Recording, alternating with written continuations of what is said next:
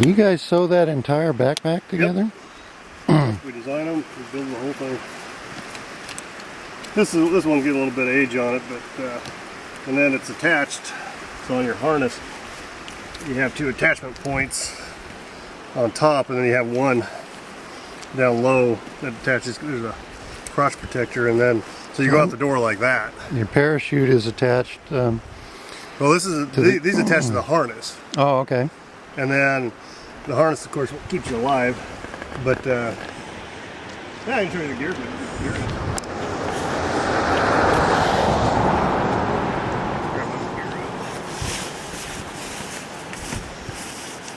Like these are Missoula bags. This is a pretty clever cloth. It's a new generation. I made this bag in 1991. Well, you don't happen to know what the fabric itself is? Well, the old school stuff. This is the old stuff. This is just 1,000 denier fabric, and this is the new stuff. It's got a Kevlar blend, but it's real small. It's like 10% Kevlar. Because you got to watch Kevlar. It's real sensitive to UV. But most of them are just 1,000 denier. These are 500 denier.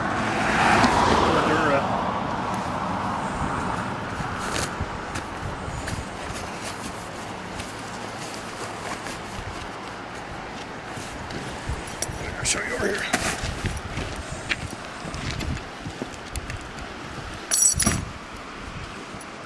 Yeah, this bag's been used for 24 years. 24 years and it's still in that kind of shape, huh?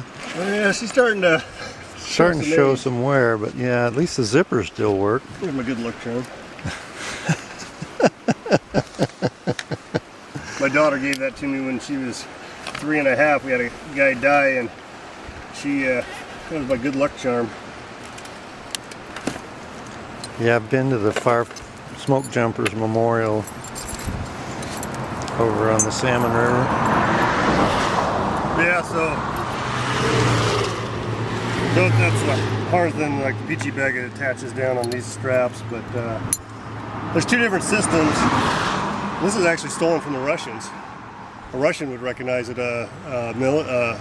Russian fighter jet, special forces, or their. This is basically a Russian system that was stolen. We had a jumper from the CIA, and we couldn't figure out, or they couldn't figure out at the time, how to get a square to deploy very reliably. Squares don't like static lines, they like free fall. And so the Russians solved this with all their parachutes. They have a drogue parachute, which is about that big a circumference and about as tall as you and I. So you fall out of the airplane, and it's attached to a 3-ring mechanism. And then that's on a static line, so you don't have to do anything. And then after 5 seconds, you do a falling under the drogue. It's a clever device. The cable goes through this is really simple. There's a genius who made this.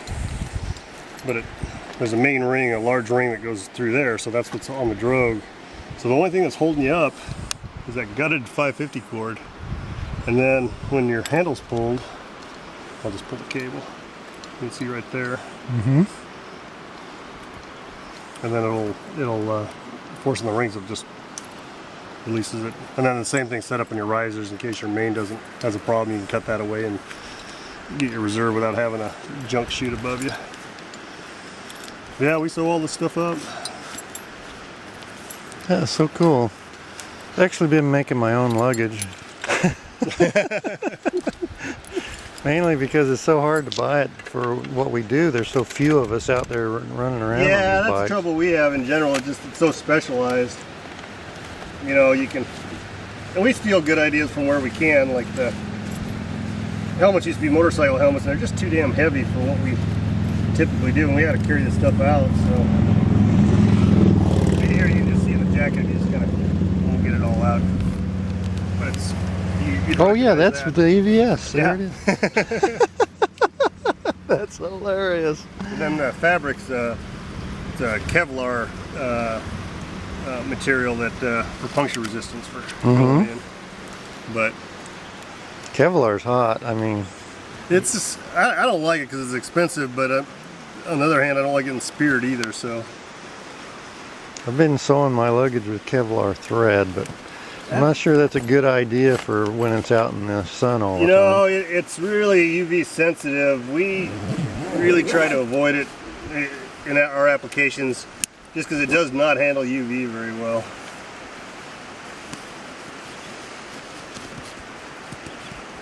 Maybe they'll come out with some carbon fiber thread Oh, or I gotta put the something pig back. someday.